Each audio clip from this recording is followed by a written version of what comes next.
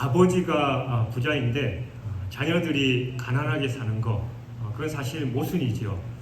나오미와 룻은 이 베들레헴에 이 풍년이 들었다라는 소식을 듣고 남편과 자녀 아들들을 다 잃은 그 나오미는 두 며느리와 함께 베들레헴 하나님의 품으로 돌아가기를 작정했습니다.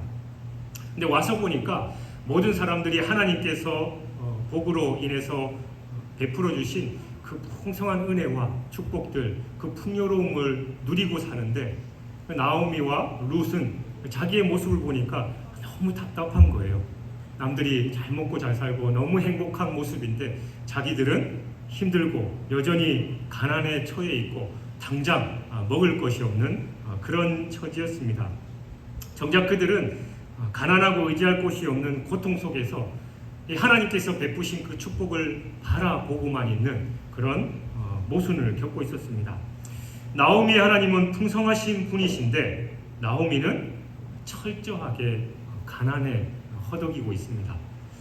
안타깝지만 우리 주변에도 하나님 앞에 나와서 신앙생활을 하고 나름대로 하나님의 뜻 안에 거한다고 하는데 남들이 복 받는 것만 구경하고 자기는 하나님의 복을 누리지 못하는 그런 성도들이 많이 있습니다. 다행히도 룻이 하나님의 은혜에 참여하기까지는 그리 오랜 시간이 걸리지 않았습니다. 룻은 모두가 풍성한 은혜를 누릴 때 굶주렸지만 곧바로 이 베들레헴 사람들이 누리는 그 풍년의 복을 함께 누리기 시작했습니다. 오늘 이 말씀을 통해서 이 룻의 그 모습, 그의 행적들을 살펴봄으로써 하나님께서 주시는 그 복을 구경하는 게 아니라 실질적으로 풍성하게 누리는 그 삶은 어떤 삶인지 오늘 말씀을 통해서 함께 살펴보겠습니다. 먼저 룻은 이 하나님의 은혜에 의지했습니다. 세상에 우연이란 없지요. 개인에게 그리고 모든 사람에게 하나님의 계획과 섭리만 있을 뿐입니다. 그저 그렇게 어쩌다가 되는 건 하나도 없습니다. 오늘 우리가 이 자리에 있는 것도 하나님의 인도하심입니다. 내가 내 의지로 내 발로 나온 것 같지만 하나님의 섭리 안에 있다라는 겁니다. 그러니까 우리의 인생은 내게 있는 것이 아니라 하나님의 손에 있는 것이지요. 내 뜻대로 하는 것 같지만 모두가 하나님의 인도하심이기 때문입니다. 그러니까 우리가 그 하나님의 주권을 인정하고 내 삶을 하나님께 온전히 드리는 것, 그것이 바로 하나님의 은혜에 참여하는 첫 번째 비결입니다. 룻은 자신을 인도하시는 하나님의 손길을 철저하게 의지했습니다. 오늘 본문 앞부분의 2절을 보면 모압 여인 룻이 나오미에게 이르되 원하건대 내가 밭으로 가서 내가 누구에게 은혜를 입으면 그를 따라서 이삭을 주겠나이다 하니 나오미가 그에게 이르되 내 따라 갈지어다 하매라고 기록되어 있습니다. 이 모압 여인 룻은 낯선 타국에서 왔죠. 친구도 없고 가족도 없고 심지어는 자기 친정도 다 버리고 조국을 버리고 시어머니 나오미를 따라서 낯선 이스라엘 땅에 왔습니다. 그러나 룻은 스스로 어머니를 따라 시어머니를 따라서 온 것이 아니라 하나님의 섭리에 의해서 내가 여기에 왔다라는 것을 믿었다라는 거예요. 낯설고 물서른 땅이지만 하나님의 자비로운 손길이 자신을 인도했다라는 걸 그녀는 믿었습니다. 그래서 당장은 먹을 것이 없어도 하나님께서 그 누군가의 손길을 통해서 반드시 일터를 주시고 먹을 것을 주시리라라는 그 확신을 그 룻은 가지고 있었습니다. 여러분은 궁핍해지거나 어려운 처지에 임했을 때, 거했을 때 하나님의 도우심을 구하고 또 기대하고 계십니까? 아니면 당장 내 문제를 해결해 줄 어떤 사람을 찾아서 이리저리 전화하고 찾아가서 부탁을 하십니까? 아니, 내 인생의 주권이 바로 하나님의 손에 달려있다는 걸 여러분이 인정하시고 고백하고 계십니까? 하나님께서 내 삶을 구체적으로 인도하고 계신다라고 믿는다면 우리는 세상의 그 어떤 방법이나 세상 사람을 의지하는 것이 아니라 하나님 앞에 도우심을 구해야 할 것입니다. 잠언 16장 9절은 사람이 마음으로 자기의 길을 계획할지라도 그의 걸음을 인도하시는 이는 여호와시니라라고 말씀합니다. 그러니까 내 인생이 내 것이라고 생각하면서 내 마음대로 살아가는 사람은 아무리 열심히 교회 나오고 또 예배를 드려도 하나님의 은혜의 복을 구경만 하는 사람이 될 뿐입니다. 내 인생은 내 것이 아니라 하나님의 것입니다. 옛날 유행가 가사에 내 인생은 나의 것이라고 얘기했는데 어디 내 인생 내 뜻대로 되는 게 있냐라는 거죠. 그 모든 것이 하나님의 섭리이고 하나님께 내 삶의 주권을 드릴 때 하나님께서 내 삶을 하나님의 뜻대로 인도하시는 겁니다. 룻에게 우연히 일어나는 모든 일들, 우리가 생각하는 우연이라고 생각했던 그 모든 것은 하나님께는 필연이었습니다. 3절 4절에 보면 룻이 하나님의 은혜를 체험하는 손길을 이렇게 보도하고 있는데 룻이 가서 베는 자를 따라 밭에서 이삭을 줍는데 우연히 엘리멜렉의 친족 보아스에게 속한 밭에 이르렀더라. 마침 보아스가 베들레헴으로부터 와서 베는 자들에게 이르되 여호와께서 너희와 함께 하시기를 원하노라 하니 그들이 대답하되 여호와께서 당신에게 복 주시기를 원하나이다 하니라. 이스라엘에서는 이 가난한 사람들에게 이 추수하는 밭에서 떨어지는 이삭을 줍도록 허용하는 게 큰 미덕으로 삼고 있었습니다. 룻은 전혀 안면이 없는 그 베들레헴 사람들의 밭을 찾아가서 이삭을 줍도록 간청해서 허락을 받았습니다. 근데 그 룻이 이른 밭이 다름 아니라 룻의 시아버지인 엘리멜렉의 친족 보아스에게 속한 밭이었다라는 거예요. 어쩌다가 어떻게 이런 일이 있냐라고 우리는 생각할 수 있지만 이 모든 것이 바로 하나님의 계획이었고 섭리였다라는 겁니다. 룻의 배후에서 역사하시는 그 하나님의 손길이 있었다라는 거죠. 이처럼 우리 성도들에게 저절로 어쩌다가 우연히 일어나는 일은 없습니다. 우리 인간의 우연은 반드시 하나님의 필연입니다. 하나님은 룻에게 은혜를 주시려고 이 보아스라는 사람을 준비하셨던 것이죠.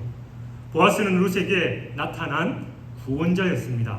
훗날에 우리가 내용을 잘 알고 있지만 룻과 보아스는 그 룻과 보아스의 혈통을 인해서 예수 그리스도께서 이 세상에 오시게 되지요. 그러므로 룻에게 준비된 보아스는 바로 우리 성도들에게 예비된 예수 그리스도이십니다. 보아스를 만나서 새로운 인생의 길이 열린 룻처럼 우리 역시 예수님을 만나는 순간 모든 저주가 풀리고 새로운 복을 받는 그런 인생으로 변하게 된다라는 겁니다. 예수님을 만나면 가난한 자는 아름다운 소식을, 포로된 자는 자유를, 눈먼 자는 광명을, 눌린 자는 자유를 얻게 되는 복이 일어납니다. 하나님의 복 말이지요. 예수님을 준비하신 하나님은 우리의 인생을 풍성하도록 계획하셨습니다. 우리를 처음 만드셨을 때 우리에게 복 주시고 또 이 세상을 다스리면서 하나님께서 예비하신 그 모든 축복들을 누리도록 우리를 창조하셨는데 왜 우리는 그 복을 누리지 못하냐라는 거죠. 그러니 여러분, 우리 예수 그리스도를 향해서 룻과 같이 우리는 쉬지 않고 달려가야 됩니다. 예수 그리스도를 만나고 내 삶의 주인으로 삼고 주님을 주인으로 모심으로 인해서 하나님께서 이미 창세전부터 준비하신 그 놀라운 은혜와 복을 풍성하게 누리시길 주님의 이름으로 축원합니다. 그리고 룻은 자기 일에 충성을 다했습니다. 룻은 참 충성스러운 사람이었어요. 룻은 하나님이 인도하신 그 보아스의 밭에서 누구보다도 열심히 그 이삭을 주었습니다. 그리고 성실하게 그 이삭을 줍는 룻의 모습이 보아스의 눈에 들어왔습니다. 밭의 주인인 보아스가 밭에 들렀다가 이삭을 줍는 그 생소한 여인 룻을 발견하고 그 사원에게 물어봅니다. 그 사원은 룻에 대해서 2장 7절에 기록된 대로 매우 호의적으로 소개를 합니다. 그녀는 쉬지 않고 부지런히 이삭을 주었는데 그 부지런한 모압의 여인을 보고 보아스의 마음에서 호의가 우러나왔습니다.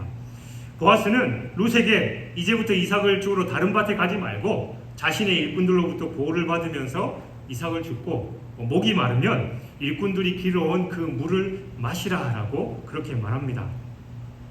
예수님도 이 착하고 충성된 종을 이 한 묶음으로, 그리고 게으르고 악한 것을 또 한 묶음으로 보셨는데, 그래서 예수님을 마태복음 25장 21절에서 착하고 충성된 종아, 내가 적은 일에 충성하였음에 내가 많은 것을 내게 맡기리니 내 주인의 즐거움에 참여할지어다 라고 하셨는가 하면, 26절에서는 악하고 게으른 종아, 나는 심지 않은 데서 거두고 해치지 않은 데서 모으는 줄로 내가 알았느냐라고 그렇게 말씀하십니다.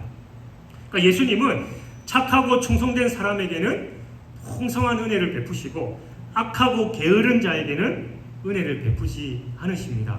그러니까 은혜도 받을 만한 사람이 받는다라는 거예요. 나는 은혜 받을 삶을, 또 은혜 받을 만한 행동을 전혀 하지 않으면서 왜 나는 은혜 받지 못했지? 라고 말하는 게 말이 안 맞다라는 겁니다. 예수님도 착하고 충성된 종은 은혜를 받고 악하고 게으른 종은 은혜가 아니라 저 멀리 쫓겨나서 울며 이를 갈미 있으리라라고 분명히 말씀하셨던 겁니다.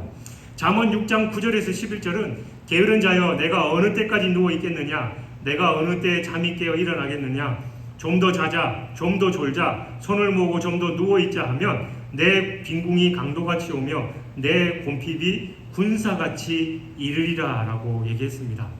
게으른 사람은 기도생활, 봉사생활, 전도생활에도 열심을 내지 않습니다. 그러면서 남 탓만 하는 거죠. 공부 못하는 학생들의 가장 첫 번째 되는 핑계가 뭐죠? 내가 열심히 하면 나도 좋은 성적 얻을 수 있는데 사실은 내가 열심히 안 해서 그렇다라고 얘기하는데, 그런 애 치고 열심히 해서 성적 잘 받는 애 한 명도 못 봤습니다. 그런 말 하는 게 아니라 내가 좀 더 열심히 하고 또 노력해야지만 그 결과가 일어나는데 좀 더 자고 좀 더 쉬었다 하고 내일부터 하지 라고 하면 주님 오실 그날까지 하지 못하고 맨날 그 모양 그 꼴로 살 수밖에 없다라는 거죠. 룻이 부지런함으로 보아스의 은혜를 받았던 것처럼 예수님은 부지런히 예수님 믿고 부지런히 기도하고 부지런히 전도하고 봉사하고 자기의 일을 하는 성도에게 당연히 풍성한 복을 허락하십니다.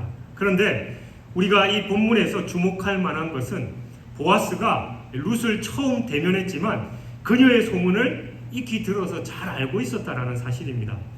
룻의 남편이 죽은 후로 룻이 시어머니에게 행한 모든 것을 보아스는 들어서 알았다라고 11절은 기록하고 있습니다. 그러니까 룻이 며느리로서의 책임을 성실히 행한 일이 어느덧 소문이 나서 이 베들레헴 지역에 파다했을 뿐만이 아니라 이 보아스의 귀에게까지 들렸던 것이죠. 그렇다면 여러분에 대한 소문은 어떻게 나 있습니까? 사실 여러분에 대한 소문을 여러분에게 와서 간혹은 너 이런 일이 있더라라고 얘기해주는 사람들이 있기도 합니다만, 사실 자기에 대한 소문 자기가 못 듣기 마련이지요.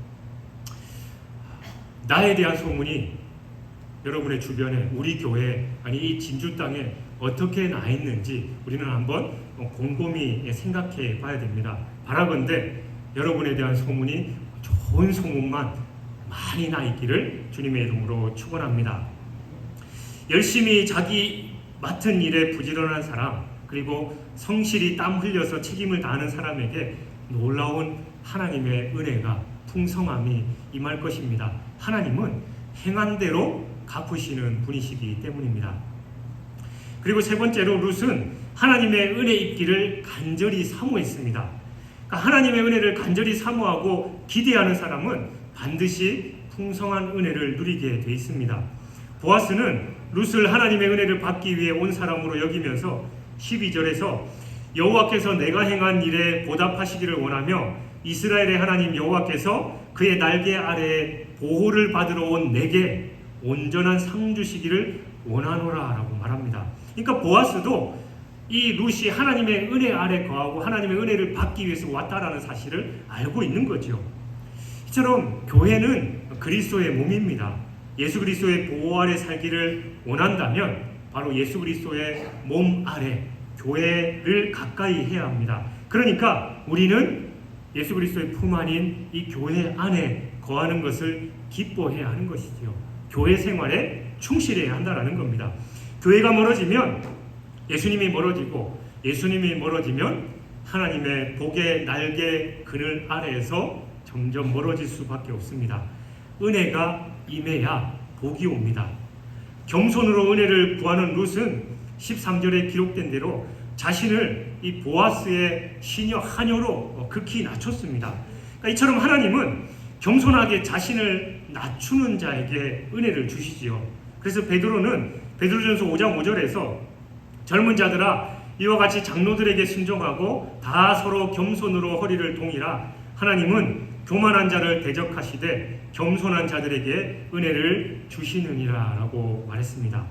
룻은 보아스가 베푼 그 은혜에 감사할 줄 알았습니다. 그러니까 하나님을 기뻐하는 것, 그리고 말씀을 기뻐하는 것이 우리 성도들에게 힘이 되고 복이 됩니다. 이런 자들에게는 풍성한 은혜가 임할 수밖에 없습니다. 보아스의 말을 기뻐한 룻에게 배부른 복이 임하는데, 배부른 복은 풍성한 은혜의 상징입니다. 룻은 보아스의 초청을 받고 곡식되는 자 곁에 앉아있게 됐고, 그가 주는 볶음 곡식을 배불리 먹을 수 있었습니다. 이 배부른 룻은 또 이삭을 주우러 일어났습니다.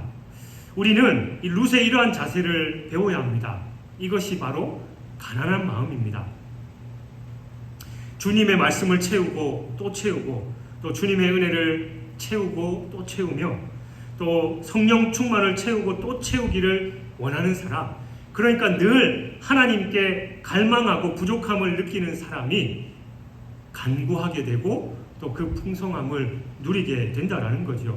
우리 보통 우는 놈 떡 하나 더 준다라는 말이 있잖아요. 하나님 앞에 나와서 은혜를 구하고 기도하고 간구할 때 하나님께서 더 큰 은혜를 주신다라는 겁니다. 물론 하나님은 우리의 작은 신음에도 응답하시고, 우리가 기도하기 전에 우리가 기도할 것을 또 우리의 필요를 다 아시고 채워주시는 분이시지만, 분명히 성경은 너는 내게 부르짖으라, 그리고 우리가 구하고 찾고 두드릴 때 우리가 얻고 열리고 찾게 된다라고 분명히 말씀하고 있다는 걸 우리는 기억해야 됩니다.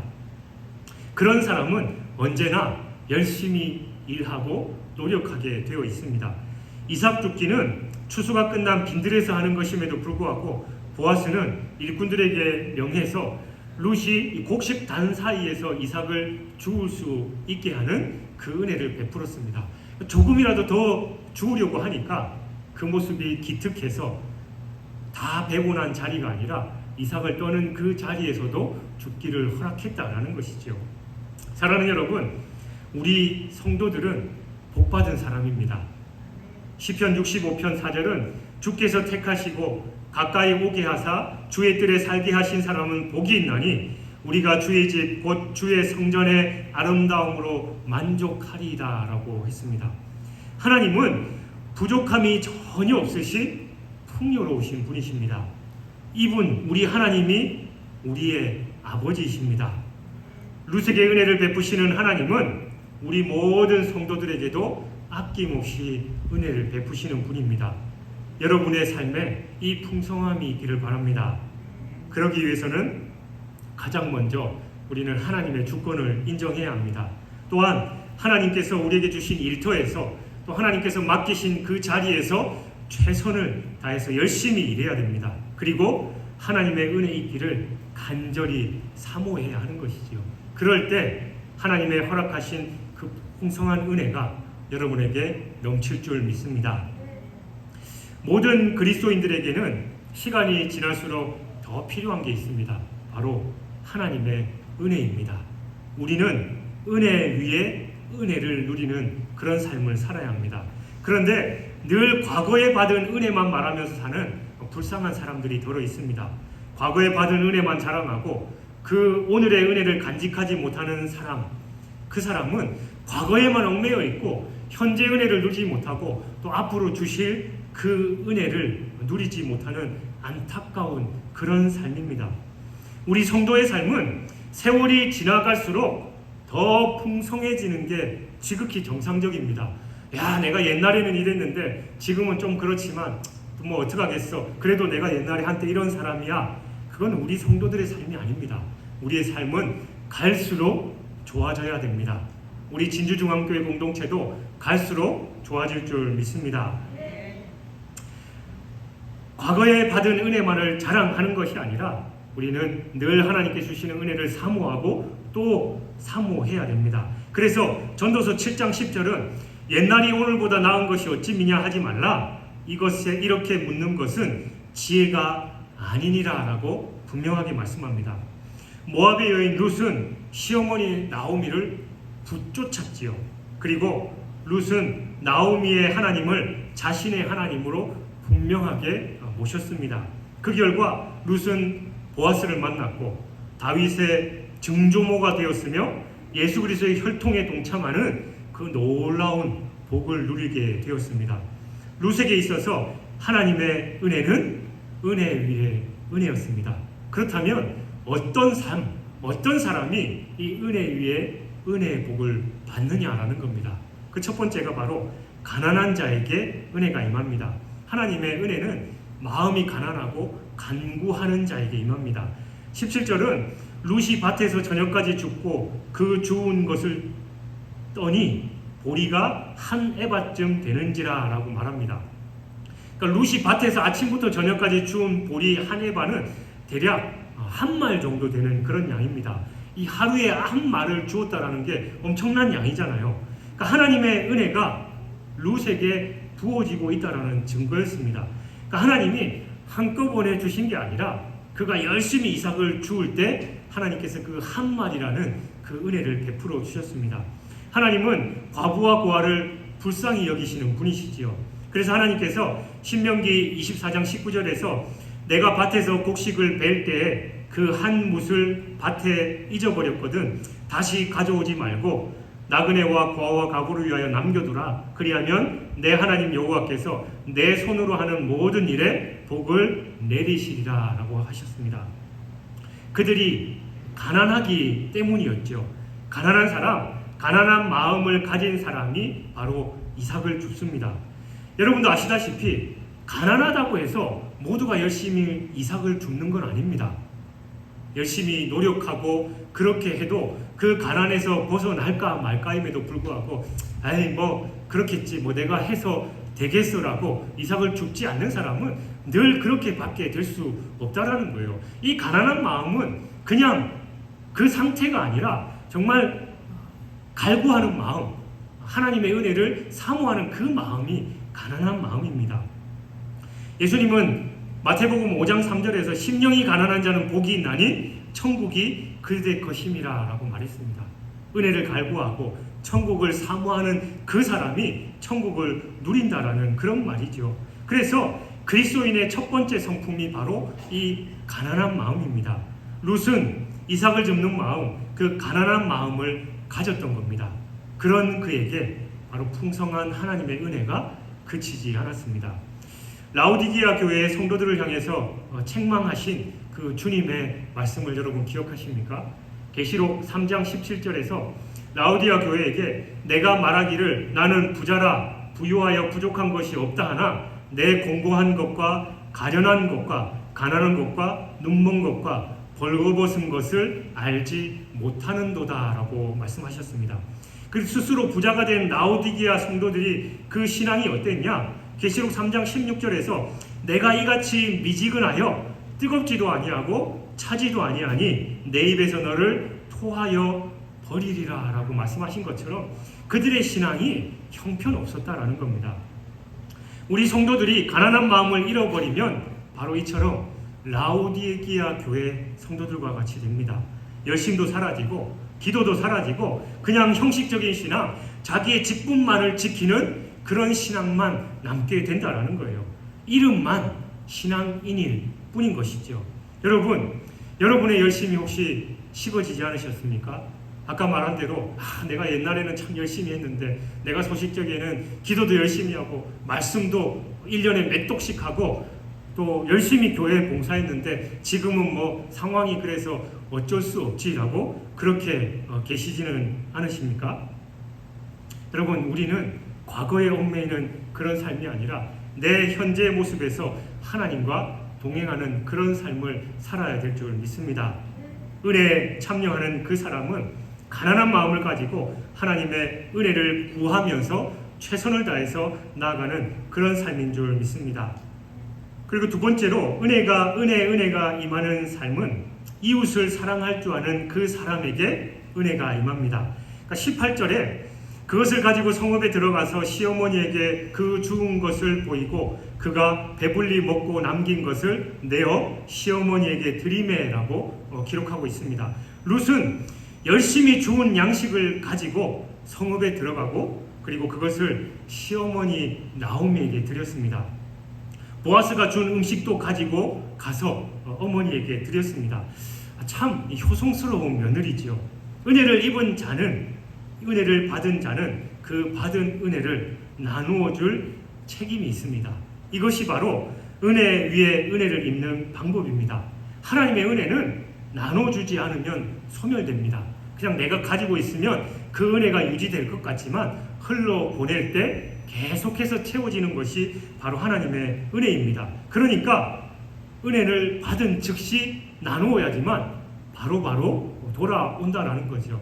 여러분, 무한 리필집에 가면 내 그릇에 음식이 담겨 있으면 다시 리필되지 않지요.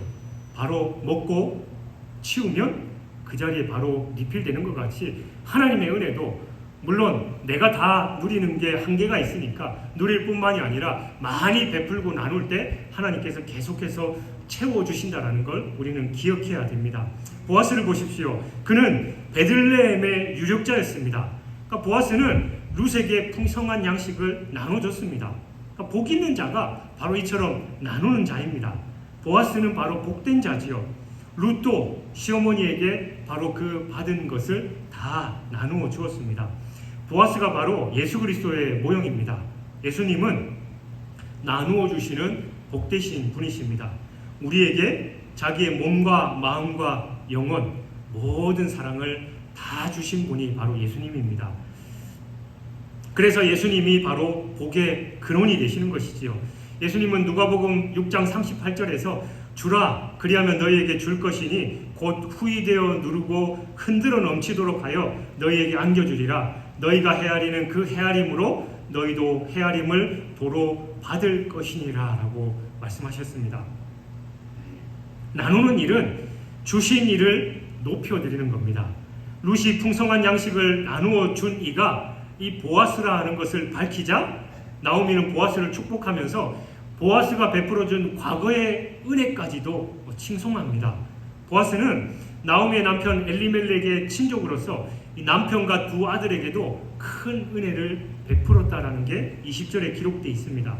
또한 나오미는 보아스가 가장 가까운 친척으로서 이 엘리멜렉에 잃었던 토지를 찾아줄 수 있는 이 끊어진 대를 이어질 이 구원자라고도 말합니다.